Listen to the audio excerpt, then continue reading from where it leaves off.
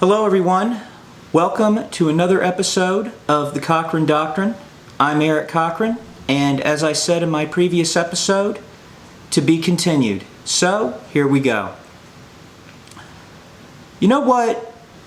There was a time only about 1-2 generations ago where cops were revered in our pop culture.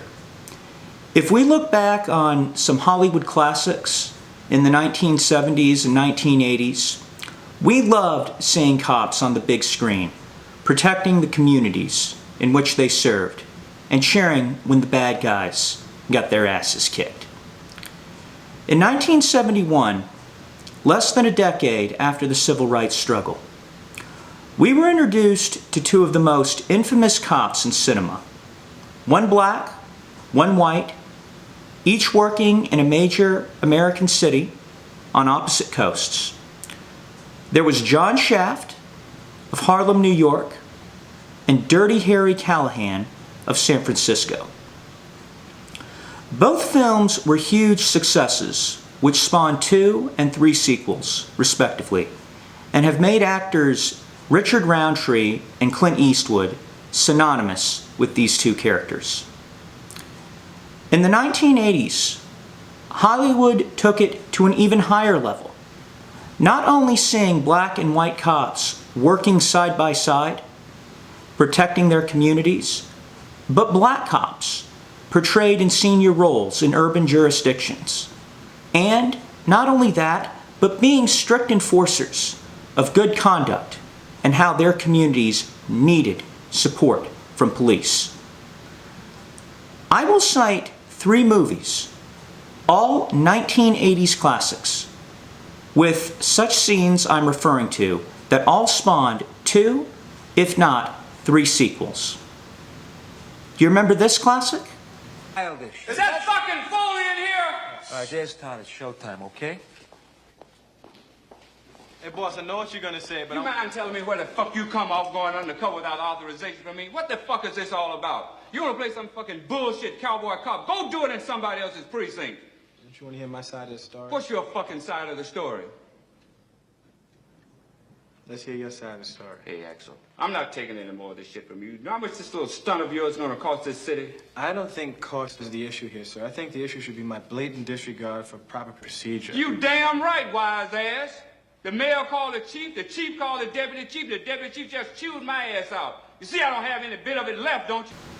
For those of you who don't know, Gilbert Hill, who played Inspector Todd in Beverly Hills Cop, was a real Detroit police officer who spent 30 years with the force, retiring as a commander in 1989. He then went on to serve as a city councilman. In other words, he was a lifelong public servant to the city. Of course, he appeared in Beverly Hills Cop 2 in 1987, and also in 1987, we had 2 other classic cop films released, one of which spawned 3 sequels whose characters became arguably Hollywood's most famous black and white cop duo. This badge ain't real. And you ain't real. Oh, you sure are a crazy son of a bitch. You think I'm crazy? Yeah. Are you calling me crazy? You think I'm crazy? Yeah. Yeah, you want to see crazy? I'll tell you. Now, that's a real badge. I'm a real cop, and this is a real fucking gun. Okay, pal. Hey, nose is in the dirt, asshole. B is, I'm supposed to tell you you're breaking in a new partner in on this. Partner again? Yeah, some cat he's on loan from dope.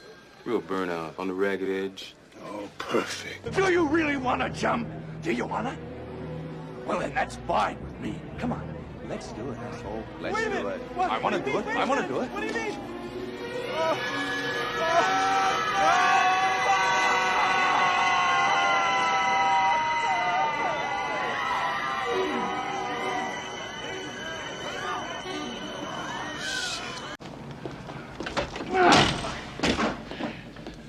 Hey, okay, Clown.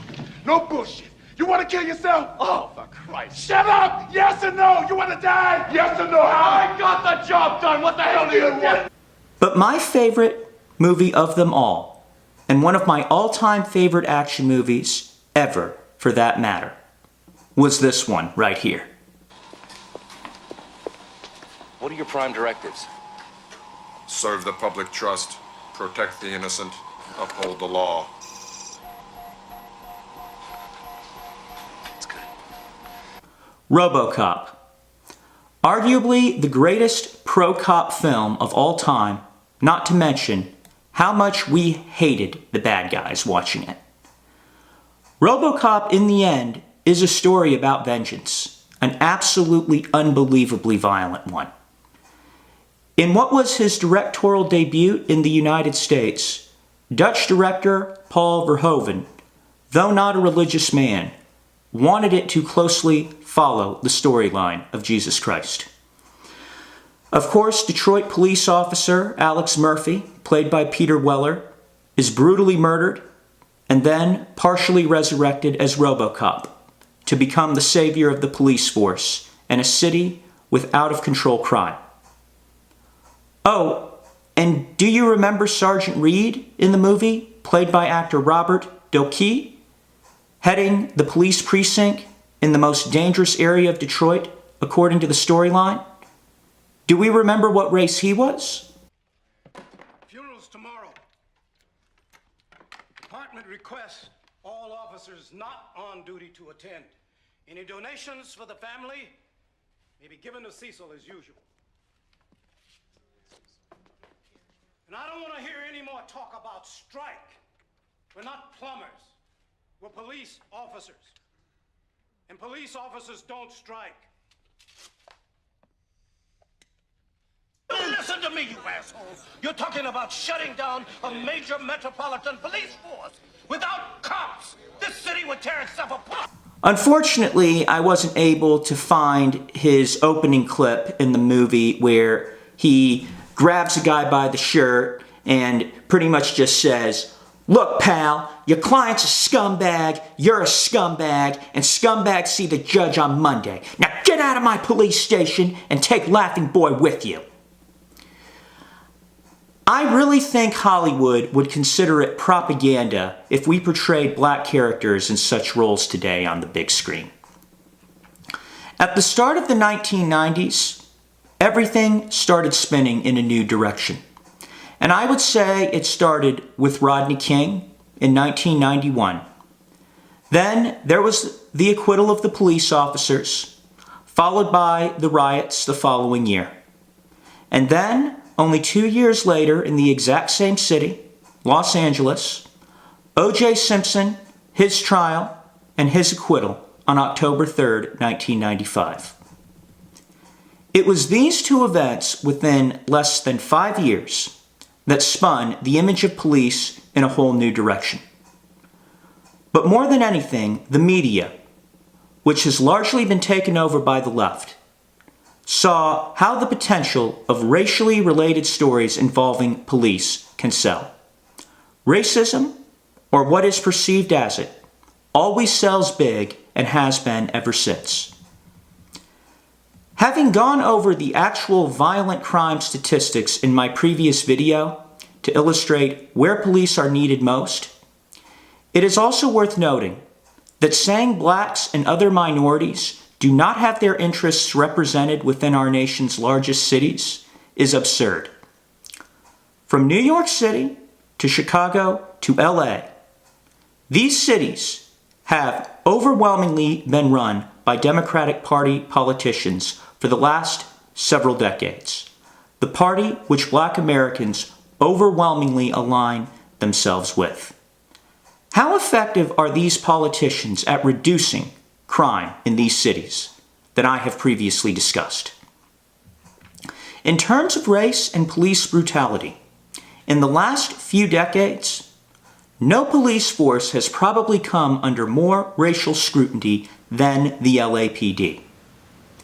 If Los Angeles County, our nation's most populous, where over 1/4 of Californians, our nation's most populous state, reside, if it seeded and became the 51st state, it would be 10th in population and the country's most racially diverse.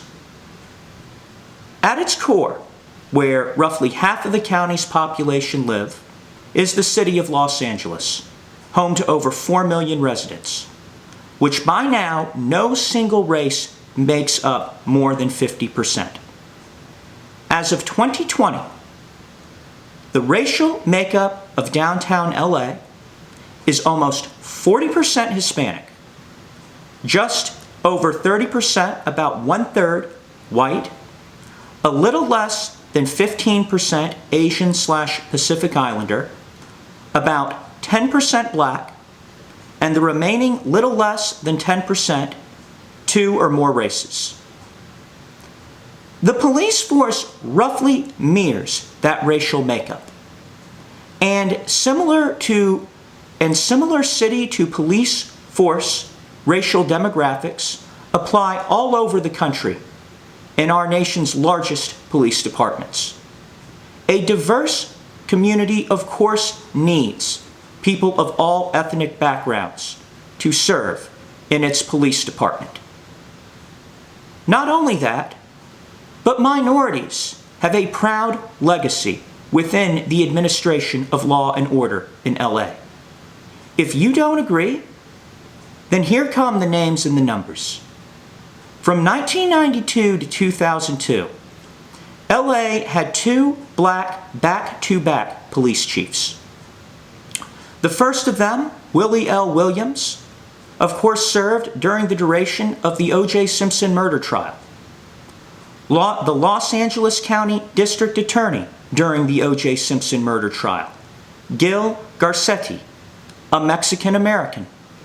Of course, the judge presiding over the O.J. Simpson trial, Lance Ito, was a Japanese-American who, prior to that, was a deputy district attorney beginning in 1977. Of course, as racially charged as the trial was, he was written off as a token, but Christopher Darden, black, was one of the prosecutors. Let's move back a decade. After the 1984 Olympics, LA endured one of its most terrifying murder sprees in the year that followed. That was coupled with one of the city's biggest manhunts in LAPD history. The Night Stalker Rampage, i.e. Richard Ramirez. Have we forgotten one of the top 2 detectives credited with bringing him down? There's a Netflix documentary series about it. Gil Carrillo, a second-generation Mexican-American and Vietnam vet, who went on to serve 38 years in total with the LAPD. There you have it. Blacks, Asians, and Hispanics represented. Some of the most famous names who've played key roles in LA's system of law and order in the last 40 years. Something the media isn't busy reporting these days, but is so true. There has been a significant decrease overall in officer use of force, and an even sharper decrease in the number of complaints filed against police departments in recent years. The reason? Body cameras becoming a standard in most departments. Police are more aware every move they make is being watched. But more importantly, those who they have contact with know they are being recorded. Along with that, most cell phones people carry today are recording devices. I am in full support of body cameras because cops are being more careful than they ever have been, and people are forced to be more cooperative too. With Daunte Wright, Jacob Blake, Rashard Brooks, and George Floyd, there was footage of it all, both on body cams and in some cases, smartphones. In some places where complaints have fallen significantly more, as much as 90%, versus a much smaller use of force decrease, it is evident people have been exaggerating and outright lying on the police for the last several years regarding the use of force. I think that was made ever so clear in summer of 2014 in Ferguson. If you remember what happened, Mike Brown Jr. robbed a convenience store that was caught on camera. The first officer who he came in contact with, Darren Wilson, confronted him, punches were thrown, a struggle for the officer's gun ensued, then a shot, then a chase, then a charge where Brown was fatally shot. Mike Brown's blood was in the vehicle and on the officer's uniform, and his prints were on the gun.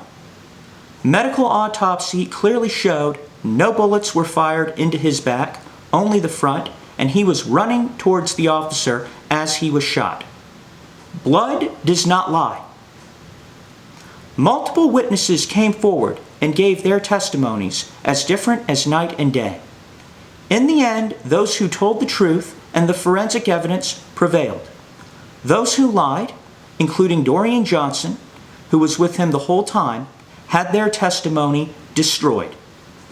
Yet, there are those still too immature to accept that this is what happened.